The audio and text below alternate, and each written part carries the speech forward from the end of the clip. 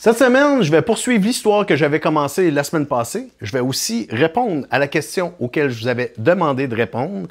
Et je vais terminer en vous performant un tour de magie avec les 4 races. Tout ça dans un instant. Laissez-moi vous raconter.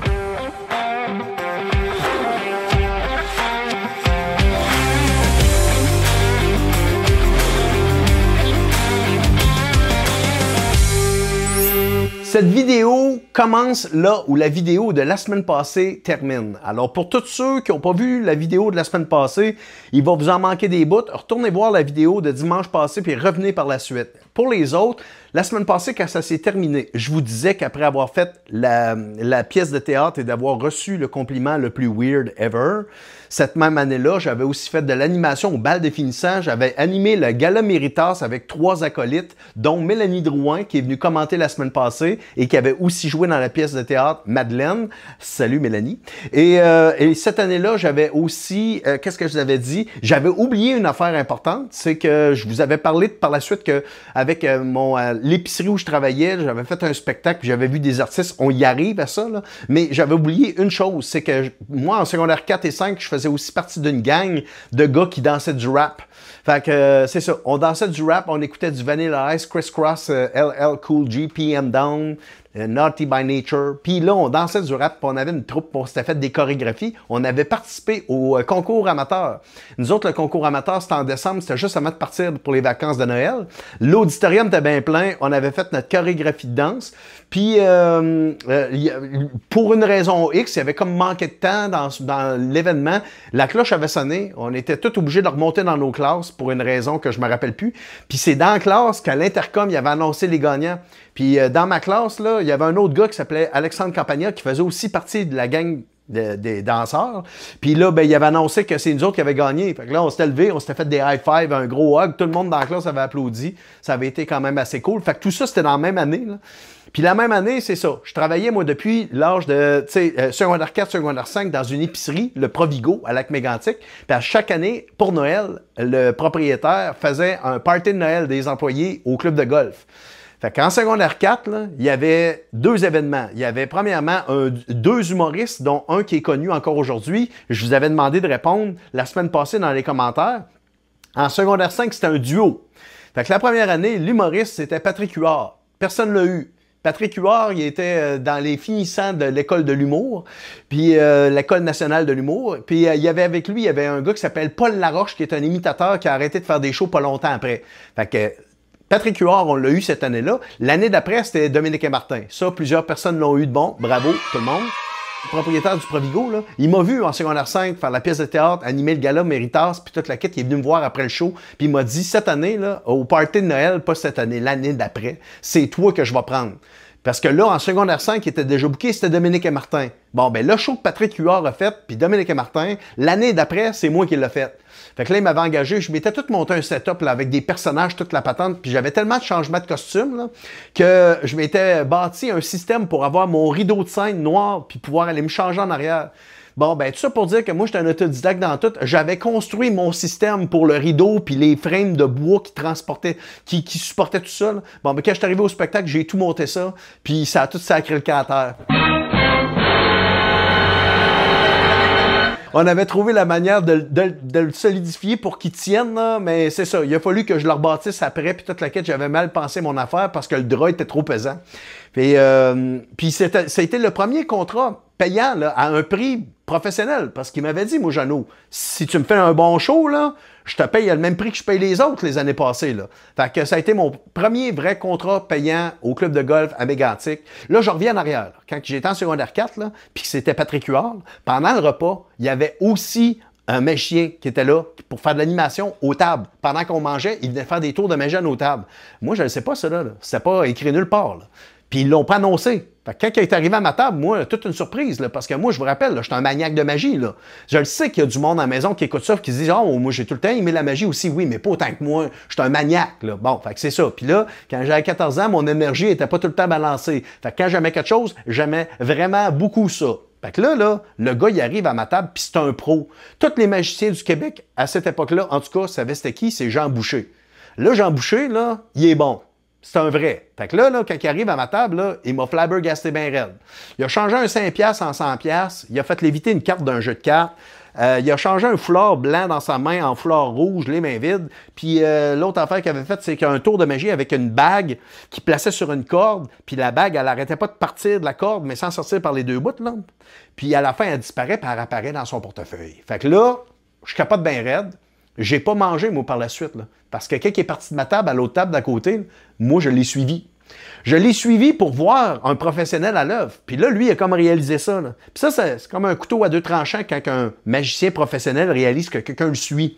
Parce que quand tu vois un tour de magie plus qu'une fois, c'est plus facile de commencer à avoir une idée de comment ça marche. Puis de percer le mystère.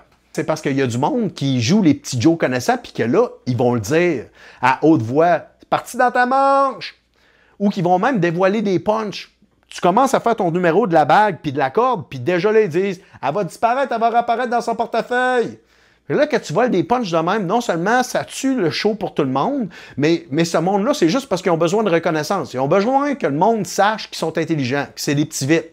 Mais ils réalisent pas qu'en faisant ça, ils se font pas d'amis, ils se font juste... Ils tapent ses nerfs du monde autour d'eux autres, qui veulent juste regarder le show pour avoir du fun. Mais bon... Là, lui, il a vite réalisé que j'étais pas ce style-là. Fait qu'il m'a laissé faire mon affaire. Puis là, à chaque table, il faisait des numéros différents. Fait que là, moi, je voyais d'autres affaires nouvelles. Puis là, je tripais bien raide. Ce qui fait qu'à la fin, là, quand il avait fini de faire toutes les tables puis qu'il était sur le bord de partir, moi, je suis allé le voir. Puis là, j'y ai dit... Moi, je capote bien raide. J'ai tripé à te regarder faire. C'est la première fois que je vois un vrai magicien, mais c'est ça que je veux faire dans la vie. Fait que, t'as-tu des conseils à me donner? Qu'est-ce que je pourrais faire pour apprendre? Là, lui, ce qu'il a fait, c'est qu'il a sorti une carte d'affaires. Il l'a viré de bord du côté que c'était blanc, là, puis il a écrit 4 informations. Un numéro de téléphone, puis 3 noms. Le numéro de téléphone, c'est le numéro de téléphone de la boutique de magie à Montréal qui s'appelle Magie Spectrum. Tu sais, c'est à l'époque où on n'avait pas de téléphone intelligent, fait que les gens étaient capables de retenir des numéros de téléphone par cœur. Lui, il connaissait par cœur. Fait que là, numéro, il dit, là, tu vas appeler mon chum là-bas, il s'appelle Phil, puis Phil, il va t'envoyer le catalogue de la boutique. Puis là, avec ça, tu vas être capable de voir qu'est-ce qu'il y a en vente comme accessoire, comme tour de magie, puis tu vas pouvoir t'acheter du stock. Il y a même des cassettes VHS dedans, là. Ça, c'était la nouveauté, là. Puis là... Moi, j'ai fait commander un catalogue. Là, j'avais pris un marqueur jaune fluo. J'avais surligné pratiquement le catalogue au grand complet parce que je voulais tout. Tout m'intéressait. Mais à ce moment-là, moi, j'avais pas d'argent. Je suis en secondaire 4. Je viens juste de commencer à travailler. Puis je venais de m'acheter une mobilette, là, un scooter, une mopette. Tout mon argent était passé là-dedans. Là. Fait que là, ben, c'est ça. Fait que là, j'économisais mon argent en rêvassant de tout ce que je pouvais m'acheter là-dedans. Là. Une autre anecdote, c'est que quand j'ai commencé à m'acheter du stock, ben moi, j'étais souvent déçu. Parce que là l'instruction, la description du numéro, là, ils te mettent ça beau, là. Ah, une cuillère tout à fait normale qui peut être vérifiée par un spectateur et en la regardant, elle se met à plier par elle-même. Là, tu reçois le tour, là tu as une fourchette truquée qui ne peut pas vraiment être vérifiée, c'est tout à fait faux. Là. Puis que là, ça prend plein de manipulations pour faire fonctionner le numéro, que c'est difficile. Fait que moi, là, j'étais tellement déçu là, que je replaçais le stock dans la boîte puis j'y renvoyais. Mais là, Phil, il m'appelle, puis là, il me fait comprendre, tu peux pas faire ça, parce que c'est une boutique de magie, là. Tu achètes, le prix que tu payes, là, c'est majoritairement pour connaître le secret du numéro. Ben là, une fois que tu sais ce secret, là, tu peux pas nous renvoyer le tour parce que tu es déçu, là. Mais là, moi, j'ai 14 ans. Fait qu'en tant que c'est une petite voix de petit gars, là, au bout du fil, puis que j'essaie de y expliquer, je parle anglais 1.5 sur 10 à ce moment-là. Là. Fait que là, on a de la misère à se comprendre. Fait que là, c'est comme j'essaie de jouer du violon, puis j'y réussissais. J'ai fait ça au moins 4-5 fois. Jusqu'à temps qu'à un moment donné, il m'a comme fait comprendre, OK, là, t'arrêtes, là, tu peux pas faire ça. Arrête de nous renvoyer notre stock. Puis là, j'ai arrêté, là. Mais, fait que, sur la carte d'affaires, il y avait le numéro à fil. Fait que là, j'ai reçu mon catalogue, mais il y avait aussi trois noms de personnes. Il y avait Gary Kurtz, il y avait Eugene Burger, et puis il y avait Dan Garrett. Gary Kurtz, pourquoi? Parce que la majorité du monde au Québec ne savent pas ça, là, mais Gary Kurtz, là, avant d'être mentaliste puis de faire son spectacle qui est devenu connu au Québec, c'était un magicien et c'était un excellent magicien que tous les magiciens du monde connaissaient parce qu'il a sorti un livre puis une vidéocassette qui était hallucinant, les deux. Tu sais, Gary Kurtz, il a cette particularité, il est grand, mesure entre 6 pieds 5 et 6 pieds 7, puis il a des grandes mains, donc il a une dextérité incroyable qui fait qu'il est capable de manipuler des pièces de monnaie puis des jeux de cartes d'une manière que peu de personnes sont capables de le faire aussi bien que lui, fait qu'il était renommé dans le monde de la magie. Fait que là, il m'avait dit, il y a une cassette, lui, ça s'appelle Let's Get Furious. Let's get furious. Puis là, il m'a dit, furious, c'est quel mot difficile à prononcer pour un francophone, hein? Furious. Fait que là, il m'a dit, tu vas te commander cette cassette-là, tu vas commander la cassette de Eugene Burger. Eugene Burger, c'est un Américain avec une grosse voix grave et une grande barbe. Puis il fait de la magie, de micro-magie, mais souvent amenée de manière ésotérique. Genre, il place une petite tête de mort, une chandelle, il y a de la boucane, tout est mystérieux. Puis il y avait Dan Garrett. Dan Garrett, c'est parce qu'il venait de sortir une cassette VHS, puis sur sa cassette, il y avait le tour avec la corde puis la bague, là. Puis moi, je voulais apprendre ce tour-là. Fait que là, c'est pour ça qu'il m'avait shooté tout ça. Là, moi, j'ai passé une première commande, puis j'ai décidé d'avoir Let's Get Furious puis Dan Garrett. Mais là, sur la cassette de Dan Garrett, moi, j'ai eu un éveil. Il y a quelque chose qui s'est passé là. Puis pour vous l'expliquer, il faut que je revienne un peu en arrière. Parce que quand j'étais en secondaire 3, il y a un gars, un chum de gars de mon école qui s'appelle Alex Maheu. Il est venu me voir, puis il m'a dit... Me trompes-tu, mais toi, Seb, t'as de l'air à triper pas mal sa magie. J'ai dit, bon, man, je suis un maniaque, je capote là-dessus, c'est ça que je veux faire dans la vie. Il m'a dit, bon, ben, j'ai un cadeau pour toi. Toi, t'as-tu vu que Alain Choquette, qui est à la télévision régulièrement à l'émission Adlib? Bon, ben, moi, là, Adlib, là, on dirait que je viens de muer. Adlib? Ouais, Adlib, je venais juste de découvrir ça. Alain Choquette à Adlib, je l'avais vu genre 4 fois, là. Parce qu'à chaque semaine, il était là. Lui, il avait sa journée. Là, je me rappelle plus c'était quoi, mais disons le mardi. Là. Le mardi soir, Jean-Pierre Coallier, l'animateur, recevait un invité. Un artiste invité. Disons, il y avait Michel Barrette. Bon, là, il faisait une interview. Michel Barrette faisait son numéro d'humour. Tout était beau. Après la pause, on a avec nous le grand Alain Choquette. Puis là, après la pause, Alain Choquette qui arrivait autour d'une table, il y avait d'un bord Michel Barrette, il y avait de l'autre l'animateur, Jean-Pierre Coallier, puis là, il faisait un numéro entre, je sais pas, 7 et 10 minutes. À toutes les semaines, il faisait quelque chose de différent, adapté avec l'invité qui allait être là, là. Bon, ben moi, là, j'en ai juste vu comme 4-5, là.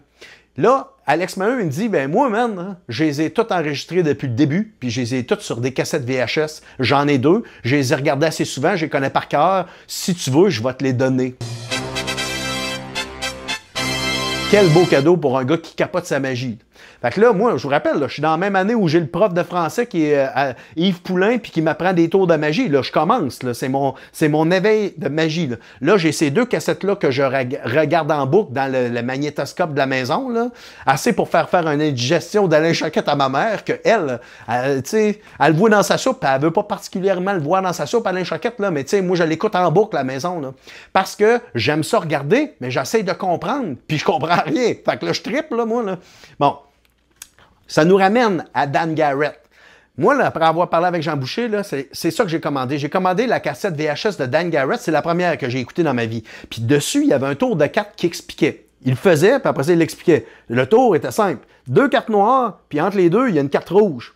Il est ferme, les 3 ensemble, puis quand il rouvre, il y a juste les 2 cartes noires. La carte rouge est rendue dans la poche intérieure de son veston. Bon, ben ce numéro-là, là, quand il commence à me l'expliquer, là, il explique une technique de manipulation avec les cartes.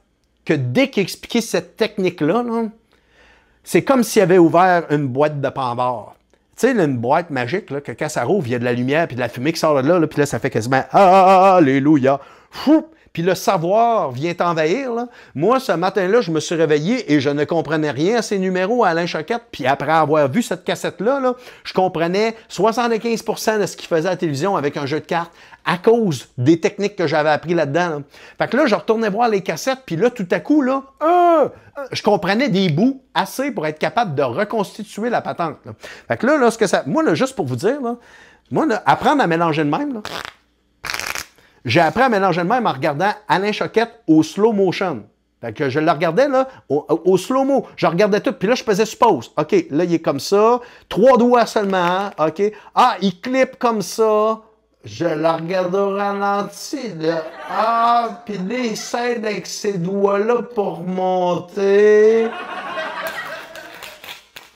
Ah, il est capable de tenir ça de même, c'est pour ça qu'il n'y a pas besoin de table. Il place je regardais tout détail par détail, puis là, je pratiquais en boucle, jusqu'à temps que ça devienne fluide. Là. Bon, ben là, je faisais ça avec les tours de magie, puis là, tout à coup, vu que j'avais un peu de connaissance de technique, tout devenait clair. Puis c'est comme ça que j'ai été capable de créer mes premiers tours de magie que j'étais capable de performer devant du monde, mais qui venaient pas d'un petit tour de magie d'une boîte pour enfants ou d'un livre pour débutants. C'était des tours de magie de professionnels. Puis ça nous amène au premier tour de magie que je performais avec 4 heures, ce que je vais vous montrer maintenant. Pour commencer ce numéro en beauté, voici mon présentoir. Mon présentoir, c'est cette belle petite boîte en bois là, dans laquelle je place mon jeu de cartes. J'ai trouvé ça dans une boutique, là, ça vient avec le dessus, comme ça, là, qui fit par-dessus. C'est vide, là, tu peux placer tes doigts dedans. Là. Mais le jeu de cartes, il fit parfaitement. Les dimensions étaient super, fait que là, c'est là que j'ai eu l'idée. Je me suis dit, moi, des jeux de cartes, j'en ai en masse, je ne sais plus où les mettre, là. Fait que là, je vais mettre ça à l'intérieur. Puis avec la belle petite poignée en or, là, ça va être ça, là, ça va être mon présentoir. Fait que là, je me suis trouvé une tablette, puis je vais le mettre dedans. Moi, à vrai dire, quand je le mets dedans, je le mets tout le temps comme à 45 degrés, là, de même. Je trouve que ça fait beau. Mais tu sais, moi, je suis pas le genre de gars à garder des affaires chez nous juste parce que ça fait beau. Faut que ça aille une utilisation. Fait que c'est là que j'ai eu l'idée. Je me suis dit, quand que je ne place pas un jeu de cartes dedans, là, ce qui est cool, c'est que tu peux la monter des deux bords, la petite boîte, là, quand tu es vide de même. Puis si tu fais ça de même, là, tu as un autre jeu de cartes qui apparaît. Fait que là, tu as deux jeux de cartes qui sortent de la boîte, mais la boîte, elle n'a pas l'espace pour les deux jeux de cartes. Tu peux juste en mettre un dedans. Puis si tu en mets deux, ça ne fit pas dans la petite boîte.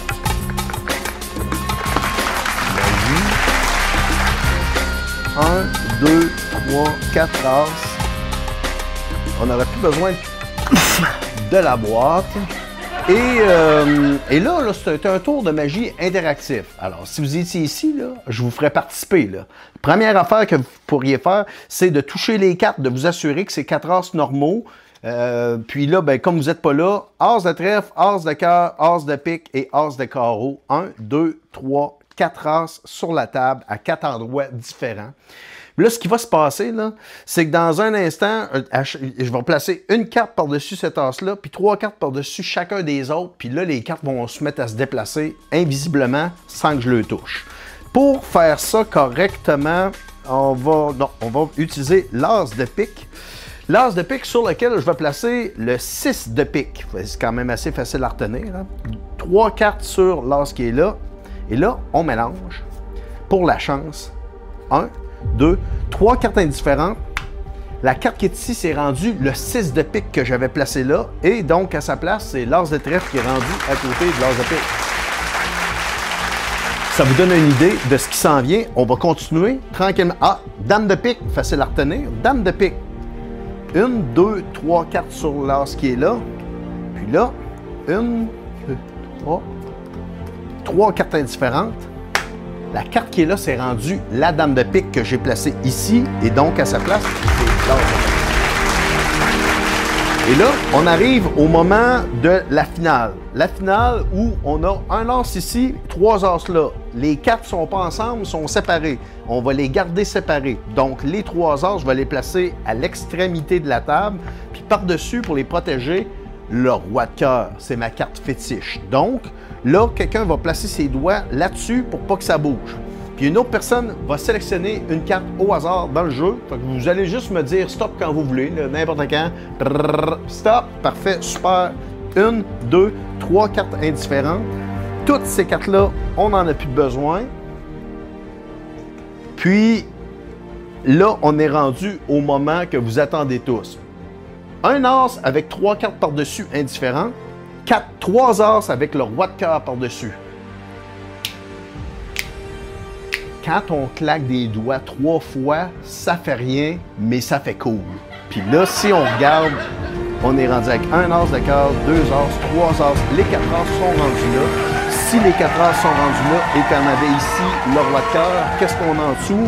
On a le roi de pique, le roi de carreau et le roi de trèfle.